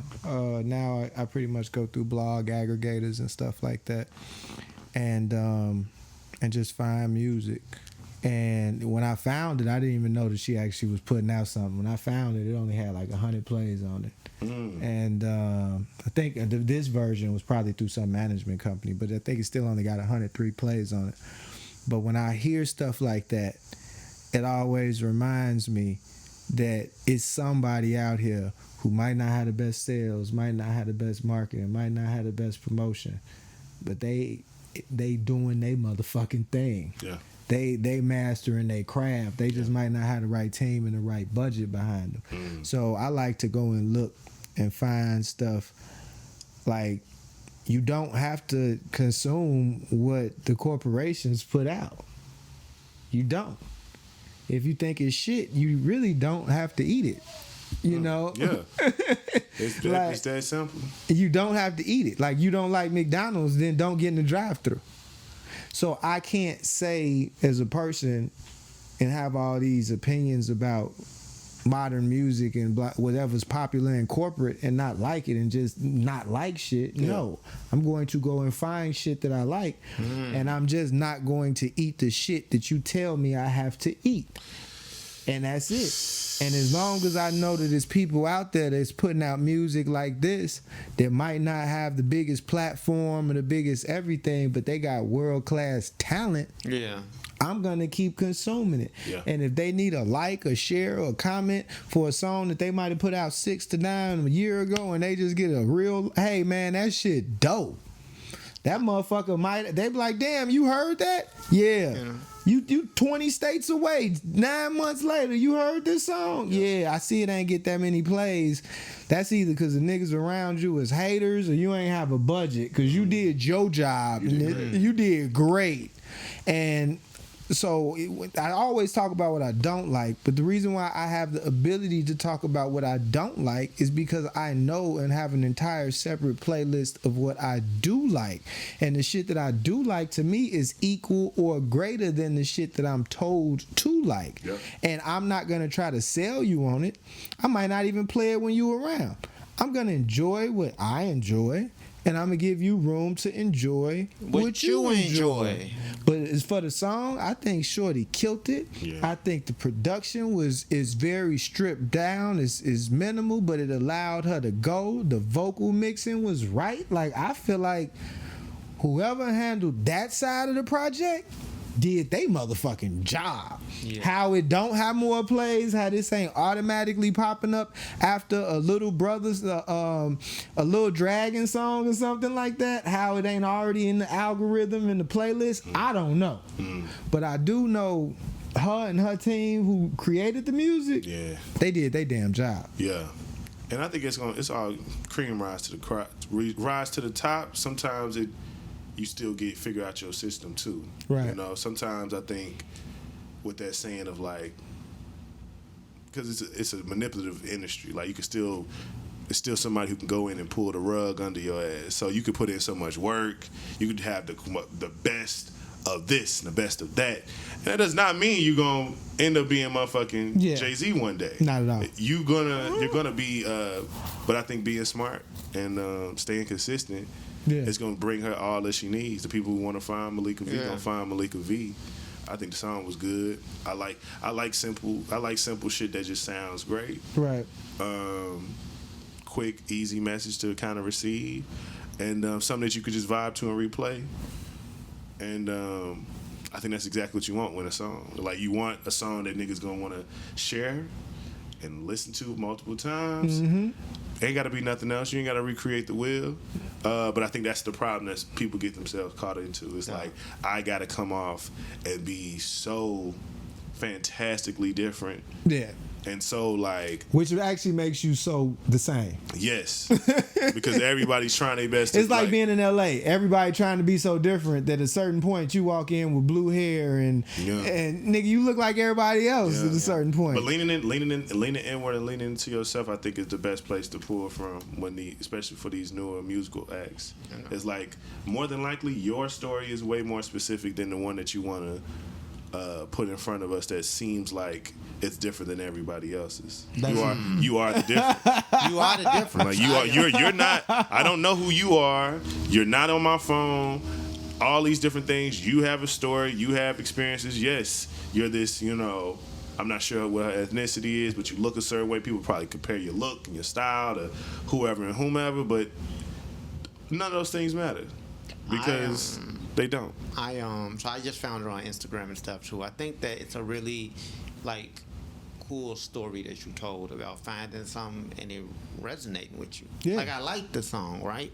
You have a different feel for that song. Like, that song did something to you, and I think that that's what this is about. Even us doing music theory, right? Mm-hmm. Like, there are some songs that I might like in a moment, but there are some songs that might touch me in a different way, and it might be from an artist that nobody is familiar with, right? Right. Like, but I think that the power of music is, okay, that one song that I really, really like, it could really help me at a time when I'm really like, let's say I'm having writer's block, let's say I'm in a bad place. I have a story. I was in the emergency room dealing with some anxiety at one point, and as I sat there for hours, I listened to Riley Clemens' Fight For Me back to back to back to back. That was a record that I had stumbled upon like a few months earlier, but it was one that I would meditate to, or I just fell in love with, and I haven't seen her doing like all of this extra stuff sometimes, but she did something that mattered to me. And I think when we talk about musicians and artists, while everybody does want, I think that there are a lot of people who do have the desire to eventually be a Jay-Z or Drake or Beyonce, Right. Sometimes your purpose is for somebody that, like I always say, it could affect somebody that you might not ever see. Your purpose could literally save somebody. You could be saving somebody's life and you don't even know it. Dead ass. Yeah, like I 1000%, and that's why I still go search for shit, because every year they sell keyboards. Every year they selling a new Ableton, a new Fruity Loops, a new Logic, a new something. Somebody went out and bought it. Somebody done put 1,000, 2,000, 10,000 hours into this shit, and they might not have $1,000, $2,000, $10,000. Yeah. That don't mean that they haven't even mastered they fucking craft, and it's not what it's supposed to be. It simply just means they don't have the proper budget, sales, marketing, and promotion, and PR. That's all it boils down to. But I'm not into that. I'm into your product. That's why a lot of times the corporate shit don't move me, because it's like, damn, y'all had all this budget, y'all had access to all these beats, and nigga had the easy button for you, and you just didn't show up and rap?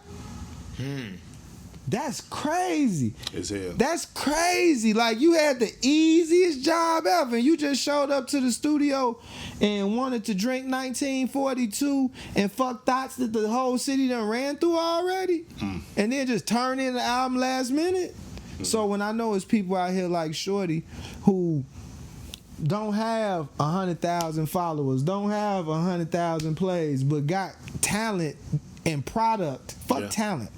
Product that's equal or better than the shit with the big push behind it, I'm gonna play that, and I'm gonna hope it win, so that 5-10 years from now I could be like, nigga, I heard this shit when it had 100 plays. Man. It was there. You gotta relax. It was there in the early days. I fuck with it though, and I don't know. I think I was literally having a conversation. I think on Friday somebody had sent me somebody that literally grew up across the street with, was like, she rapping now. And sent me the video. She was like, I want you to see this. I watched the video.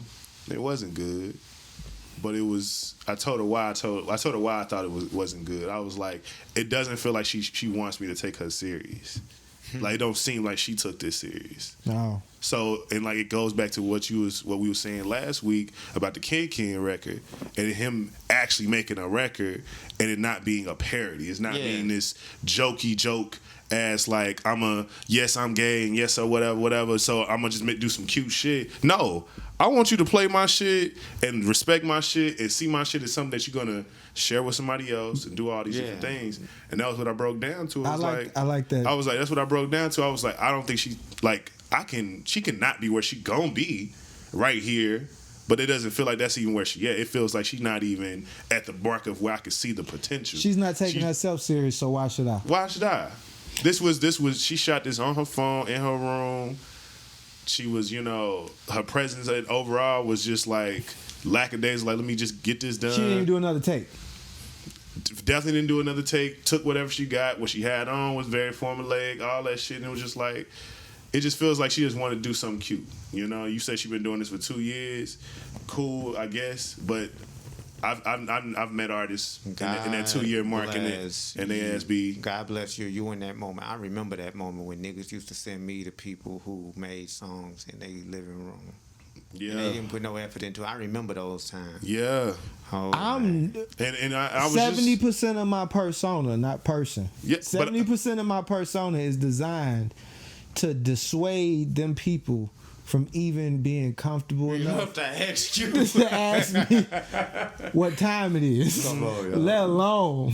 I'm too invitational. They used to give me CDs all the time. I have a straight aura about me that's 70% fabricated. Yeah, just to, if you not invested in yourself, you know why I call certain niggas the pretendistry? Yeah, and I'm not mad at them because they deal with niggas who show up with a song that ain't mixed right. They didn't even find out who had the best online mastering services. 15-minute fucking Google search. I was about to tell y'all, but you got Google. DuckDuckGo. It's $20. That's the best one. $20. I'm gonna give you another hint. They used it for Jay Electronica's whole last album was done online. $20 a song. $20 to get shit mastered. Anyway. They don't have the shit mixed right. They don't have the shit mastered right. They artwork look like some shit they made off paint. Yep. And then they show up, socials ain't together, nothing.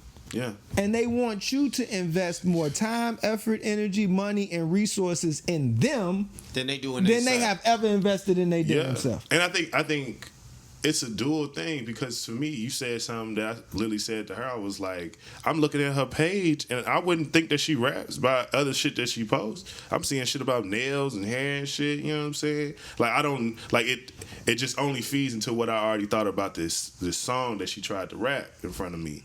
My whole thing is I've seen people in college start out, ain't got a song on nothing, but they mama wanna sing type shit. And these motherfuckers, the first thing they did wasn't even just make music. The first thing they did was try to figure out, how do I get even connected to somebody who's already in the industry? Shout out to my boy Felix. I remember him before I even knew his music, I knew he was majoring in like PR and shit. He was a part of Philharmonic Society at my school. So this motherfucker was literally studying and learning music on a consistent basis. Right. And then once, like, I think senior year, he was like interning for like some PR, like some like A&R. Some local A&R in Atlanta. I don't even think it was somebody that was that big. But still was getting his foot in the door. Getting his foot in his door. He was being around industry niggas. He was being assistant to all these panel discussions, all these events, these artists, little link-ups and activations. He was working the circuit. And then once he started putting out music, the motherfucker would look so fucking polished. You was just like, where have you been? How long have you been doing this? But what I told her was, I know he was always working on music because you don't got to put out everything. Come on. You could literally make your music, get your second opinions from people that you actually respect, whatever. Shit, you can go by you could be her. You can be an alias. If you want to just get the urge of putting some shit out, put it out. You can. But you do not have to develop in front of us in the way that I think people believe they do. Like, no, measure twice, cut once. Yeah, look, to wrap all that up, I'm with you on that. Morgan my 90%, 70% of my persona is literally because that's my pet peeve. It's literally a pet peeve. And the reason why that's a pet peeve is because while it's people that doing that goof, like just running up on some please listen to my demo, not polishing themselves, it's people doing what your homie you said your homie did. The young lady whose song we said, who's actually harnessing their craft. So that now by the time they show up, 90% of the room is jaded. Cause motherfuckers done gave them these garbage ass CDs, sent them these garbage ass links, took them on stupid ass meetings and shit, and took them out to lunch and wasted their time. So that by the time a motherfucker show up who actually got something to offer, everybody been turned off by the idiots and the assholes. And now they don't want to listen no more. Yep. So I'm always going to support actual talent and hope that they like get in alignment with a guy like who you were saying, who already, because you get a chick like her, not her in particular, but maybe, and who just got this raw talent, and get her with a motherfucker like that who actually knows the ins and outs of some shit, and who actually got some musical abilities at the same time. So now you got two brains in the room. Holy shit! Come on. Now we could get shit done. We could get the pretendistry out the way, the whack niggas out the way, and put out great high quality art. So I'm always gonna identify and laser it. I'm not gonna always come here and play songs that only got 100 plays, but no, I be on that shit. And if it got 103 of them, about 7 to 10 of them was me. I'm dead ass. So what y'all got planned for this week coming up? My boy Benny Roosevelt coming back into town. Shout out to Benny Roosevelt, the light bender. Yeah, he coming back into town to we're gonna definitely do some work with each other. Pornography, that's what I heard. I'm not doing no pornography. I'm not filming OnlyFans, that's what I heard. That's what I heard. No OnlyFans. That's what I heard. You know what? No Before we leave, vids. hold on. That's a question I do want to ask. What's that? So there's a question. I was talking to somebody yesterday, and they were saying that they have watched, like, they friends do OnlyFans, and so they watched like some of their friends have sex. Okay. And I was like, is that a normal thing? Like, I'm gonna be honest, I got some home girls and some homeboys who do OnlyFans, and I've never watched that content. You know, I get that. Yes, you have. I have not though. What I'm saying is, like, is that something that people do? Like, do they watch their friends have sex? I mean, well, if you know people that do it, then the answer is yes, that's something people do because you know people to do it. That would be self-evident. Yeah, are y'all comfortable watching y'all friends have sex? I've met people. Honestly, I've probably met through Benny Roosevelt. Funny enough, just because he's like been in that world, at least from a camera and content creation standpoint. Wait, so he be filming it? He has, yeah. And you know, I want to shout out my other homie because he's shooting a 13-person orgy golly this week coming up. I hope he got a fucking hazmat suit on. It's gonna be so much baby oil and sweat in the room and funk Badussy. Orgy by Badussy. No, but he got a nice price point for OnlyFans, and they put it out. You know, they got some people, you know, who have like some resumes and background. I did ask him. I said, who keeping score though? Because I think that like all of the dudes can't deliver, right? Like if they going back to back, like who's keeping score? You know, he said one of the camera people would double up the score. It's actually pretty unalarming to meet people who you've already seen nude. So it's not that. It's really not that. Could I be honest with you? It's overrated, I guess. I was about to say. It's overrated to meet people that you've seen in that way. The value of sex and pussy and shock is so through the floor right now. Like, I have been literally shock valued so much for the last 18 months that I doubt that there's anything that I actually would. I mean, think about it. We've seen people actually die on social media. Yeah. Like you used to have to watch Faces of Death to see that type of shit. Like you had to go looking for it. Real player. Now you had to like you could be scrolling through your Instagram back before they like really started doing it, and you could watch a nigga get whacked. You know how many times I done seen like scrolling through and like the police whack a nigga and they got it. I've seen people get whacked. You know what I'm saying? Like real people die on. But I've never seen live. my friends whack off. I've never seen that. Let me explain something to you. It's when that shit was kind of cool. Like I remember exotic dancers. All right, like the strip clubs in the early 2000s was different. They didn't have strippers and twerkers. They had exotic dancers. You know, it's a totally different thing. Talking about VIPs. It's like the difference between beat makers and producers, rappers and MCs. Okay. It's not the same thing. All right. Ultimately, they both get naked. Yeah. But there's this difference between fucking and getting fucked. All right? So I remember when there was exotic dancers. And them bitches was interesting. They was fine. After 20 years of watching bitches twerk and make their ass clap, after 10 years of looking at the top 1% of women on Instagram put on bikinis just for a like, after turning around and watching them girls OnlyFans get leaked, so after I watched on Instagram and wonder what she looked like naked, I can now see her on Pornhub stick something in the ass. My level of excitement is through the floor. It's just like I've seen this before. I've seen, like literally, I've erased 100 bitches off Instagram. You know why? Because I see it every day. But I'm saying like, and I don't want to see my friends masturbate. Okay, I don't want to see my friends We would not be masturbate. friends.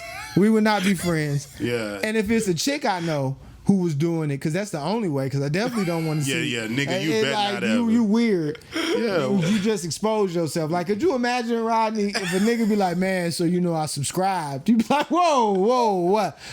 I mean, thank you. I appreciate your $20 a month. But like, but what were you going for, my guy? Like, what's your you- motivation? Yeah. And then if you got a female friend and you watching her either cam girl, you know, or get gangbanged, what is the level of y'all relationship and what's your expectations, and are you masturbating to this person while watching them get gangbanged? even having a roommate, I think about like being in college having a roommate, right? Yeah. If they brought somebody over and I heard them, you know, that would, while I respect that it's happening, I'm also like, okay, let me put my headphones on because I really don't even want to visualize What's going what on? y'all got going on. Right. Because you my homie. Like, it's kind of at a certain point, it's like, I think that we talk about being desensitized to stuff. And when we talk about, like, while I definitely appreciate the fact that people can get their coin and make their money how they make their money, right? I support a couple girls OnlyFans, and I've never watched their content because these are my friends. It's like, I don't want to watch you have sex. Yeah. I don't, cause especially it's motherfuckers out here fucking they like real life partners and shit. Yeah. So it's like I'm gonna see so like when we at the damn mall, LaShawn, I'm gonna have to see you and Marcus fuck. And like I don't need to know y'all like that. Here's the, because this is a retarded conversation, but here's the caveat. What if you watch it and it's whack? I'm judging you. Like, you my friend and I'm like, judging wait a minute, so you put Like, up with you all that shit? You put up with all of that shit from that nigga? You put up with all that shit from that nigga? Yeah. Like sometimes, like, cause when you watch the couples porn on Pornhub, it be a bitch who be a stone cold freak, but her boyfriend be whack, and you be like, I can't get into y'all shit. I'm into her, but could somebody else come and fuck her? Yeah, like what's you know, happening, bro? like, cause dude is boring. Like could y'all call like motherfucking somebody to come and bang this bitch? So no, I think the caveat to that is that sound like a damn website. Bang this bitch. Yeah, cause somebody like Bangthisbitch.com. Yeah, cause I'm like Kate True. I can't watch this white boy fuck her no more. I need a nigga to come through and ride it out. It's like all my amateur Pornhub bitches. I be so bored of them and they white boyfriends. I had a youngin tell me yesterday. That his barber shoots OnlyFans content, and his barber tries to make him watch the content as he's cutting his hair. Hey, bro, look at hey, check me out. You see Nah, that angle G. I got? Look. You see that? I'm like, yo, consent got to be given first of all. Yeah, I do you not wanna violating see my you have boundary. sex. But just imagine, like, Cut my hair, make sure my line imagine up if right. it was a bitch though, and you know she was thick, cute, whatever your type is, Sure. right? And you always had like something like mild sexual attraction to her. Clearly, that's why you watching her OnlyFans, right? Okay. But let's say you watch it and the bitch is like a real mild, soft, flat back fuck. Mm. And now you like, Now you feeling stupid. like, what am I saying? Why was I even into this bitch? Like, imagine if you saw it. And I it think was, you take It away- was like when I saw the Kim sex tape. I never wanted to fuck Kim Yeah, again. but it's like, I don't want to say that it devalues the person, but in your mind, it can devalue their appeal to you, right? At a I certain never point. saw Kim Kardashian as Let's sexy keep in again. mind, if you doing sex, That was if you like a doing- terrible sex tape. If you recording your sex work and you putting it out, you better be delivering. You feel me? Cause It's like when niggas got bad bars. Yeah. It's like, come on, you send me the link, nigga. You Yeah, gotta you send me the link. What you expect, nigga? a rap, nigga. Nah, I don't ever want to have this. I don't ever want to have this conversation again. Just for the record, you know. wild. Since you said consent, this is a violation of my consent. But I'm gonna say this to any of my buddies: if you out here putting out content, Don't let me see it. you better be dicking that bitch down. You better be dicking that bitch down. I'ma judge you. And look, ladies, if you cam girling, I need that squirt to hit the ceiling. I need your DP to be right. I need drool and shit coming out your mouth when you're deep throating. Like, bitch, go there. Yeah. Look and see who's number one on Pornhub. Look at they top videos, top plays. Study that shit. And bitch, you better be in there knocking them hoes out the motherfucking water. If you ain't sucking dick like Tiana Trump, don't suck dick. Man. Well, what does everybody have planned this week? I will not be watching that. That was the whole tangent came from me saying what I had planned. But Oh yeah. yeah. So yeah, we gonna make some. We're gonna shoot some like it's branded content. Actually, it's not. Like, Oh yeah, I was retracing in my So mind. they branding they. No, it's not. No, because Benny. No. Listen. Go to Benny Go to Benny Instagram. Yeah. And if you don't, Benny Roosevelt, go to his Instagram. You see the pictures that he got up. You realize that my statement wasn't a joke. He's been light. Yeah, it was really like he needs OnlyFans. Me personally, what am I doing? Oh shit. I'm getting my life right before Mercury go retrograde later on this month. So I'm getting my life right. That's it. Clean up the room, clean up the basement. We finally got to retile the floors. That's not happening this week, but I'm actually getting ready for this fall. Okay. Well, me, I'm Smoking crack. I'm getting ready for some speech therapy that is starting because I have a consultation for my voice feminization surgery coming up. Damn. And so yeah. They got surgeries for that shit? Yeah. Yeah, it was really intense. So what they do? They tighten up your vocal cords or something? Well, they would have to do that. It's some other stuff. It would probably be a combination of surgeries for me because of the depth of my voice. But I'm The working depth on of your voice. my voice.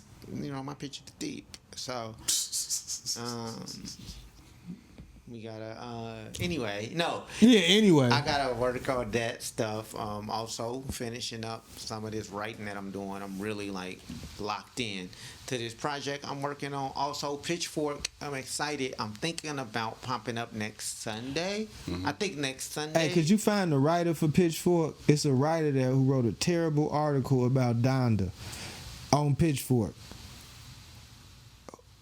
Nigga, that take was terrible. So it was absolutely awful. I'm gonna do that as I well. have no idea how the fuck you got a job. And then You got having a good didn't want to get out time. of it. Yeah, but Peppa Pig got a 6.5. So Yeah.